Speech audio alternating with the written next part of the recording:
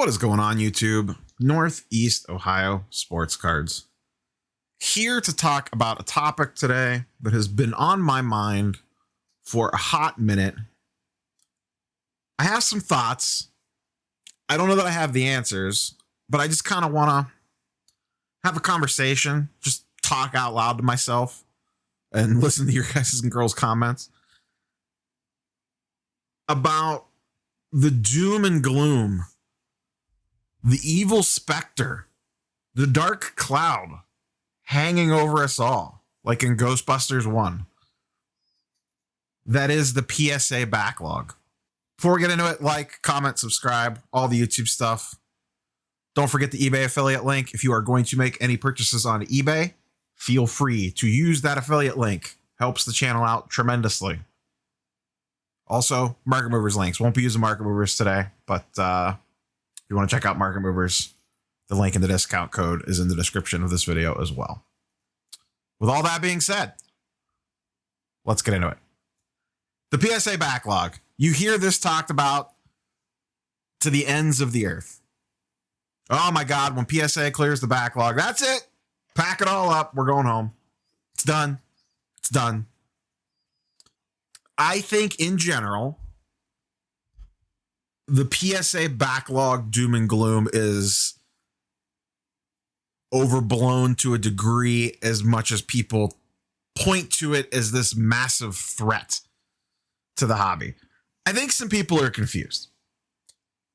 I see a lot about, oh, when all these cards hit the market, man, that's it.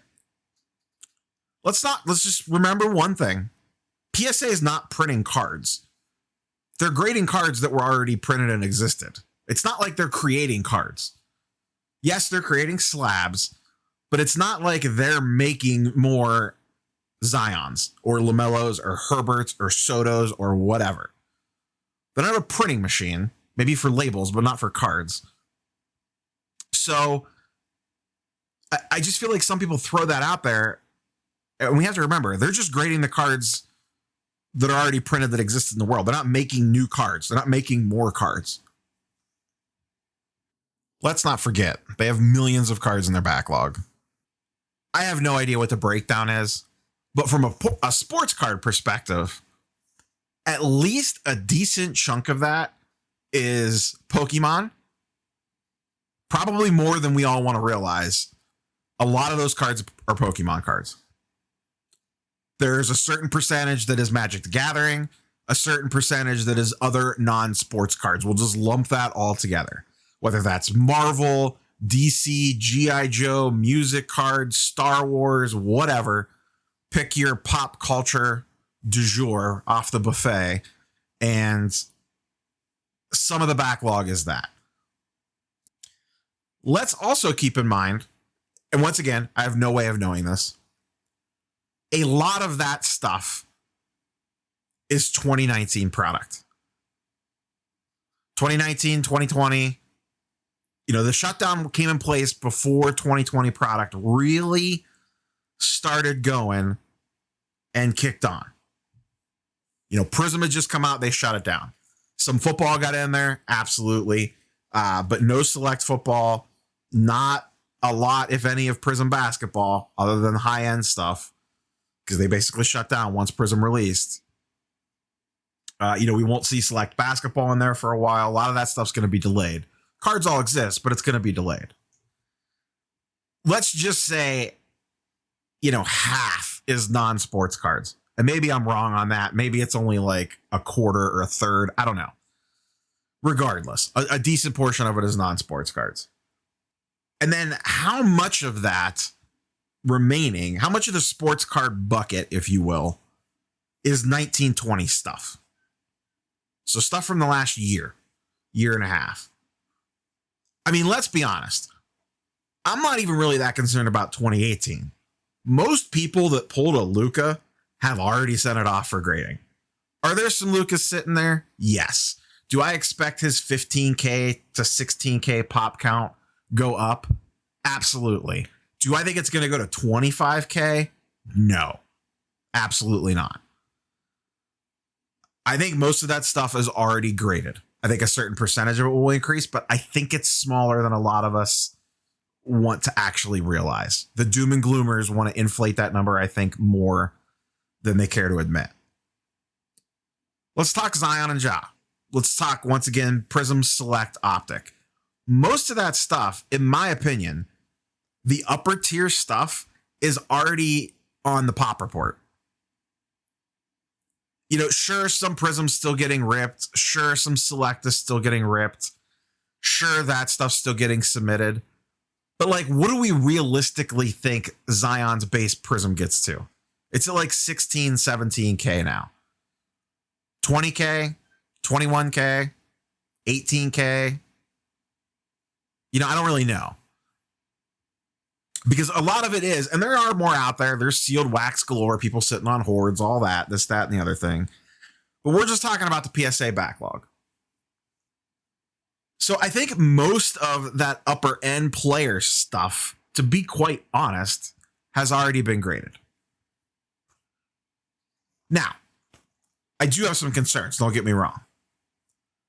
I think what's in trouble are, one, as we've talked about a bunch on the channel, and as a lot of people have talked about, I do believe base Prism's in for some sort of reckoning. I don't think it's going to completely tank. I mean, some may say it's already tanked, but it's always going to hold somewhat of a baseline, as it's still going to be probably the common man's rookie card. But I don't think it's going to be the one. It's not going to be the investor card anymore. You know, before, you know, sports card investors, I guess myself included, you know, would talk a lot about, you know, putting money in the base Prism. I think it was more flipping base Prism, not investing in base Prism for long-term holds. But I think Prism will still be the product that people flip, especially for hot players. I think if you're truly investing in a player, as in I would like to hold him for multiple years / seasons, whatever, I don't think Prism base, I mean, it's obvious at this point, Prism base is not what you're going for. You're probably going for Prism silvers. I don't see that changing. But I believe like select court sides, club levels, optic hollows, select color, numbered stuff, you know, there's plenty of short print stuff out there. And I don't know how much I see those pop counts going up. Because once again, most Zion and Ja stuff that was going to be graded has probably already been graded. Yeah, there's some out there, but I just think it's less than, like I said, than what we all kind of think it actually is.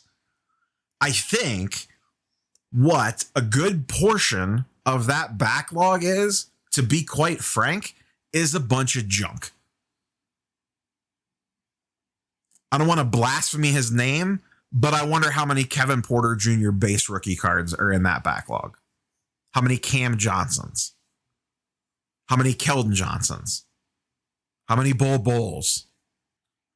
I think from the sports card side of things, if you looked at a pie chart, I would be willing to bet a large portion of that pie chart is mediocre at best level players. It's your tier, it's your B tier, C tier, D tier stuff. Because as we got later in the year and people knew that this was coming, people just started dumping every freaking thing that they had in the group submitters to get stuff in the PSA. Because prices would raise, they would hurry up and dump a bunch of stuff in there before prices would hike. People only have so many cards to grade. You know, you start emptying out shoe boxes full of stuff to a bulk submitter, you're just sending whatever you can get your hands on. 47th year LeBron James base Prism Optic Donruss paper, you know, inserts, instant impacts, freshman phenoms of Darius Garland. Like, I think a lot of the backlog is that crap. And sure, you might be able to still make a profit on a lot of that stuff because you got in at cheaper grading prices. But I think a lot of people are going to struggle to break even and may even lose money on it. And there's going to be a lot of undercutting when that stuff starts coming back. But that's not the entire market. That's the bottom end of the market. That's the low tier stuff. And once again, those old PSA grading prices when you were paying $20 a card through a bulk submitter to grade a bunch of Chume Okiki or whatever his name is at $20 a card and a PSA 10, you're probably still going to be able to eke out a profit on that. You could sell it for $40 or whatever and double your money. You're not going to triple, quadruple your money anymore. Let's not forget, doubling your money, not that bad of a thing. You know, She Collects Cards was talking about that in her video yesterday. We all kind of forgot that like doubling your money isn't that bad. And, you know, quadrupling your money, sure, it's great, but like, let's not forget that like doubling your money is perfectly fine. So I think that stuff is in for a semi-reckoning because the population counts are going to go up on that lower end stuff. There's less demand for the lower end stuff. And people are just going to look to get out of it, and they're just going to undercut the hell out of each other to move it. That stuff I'm worried about.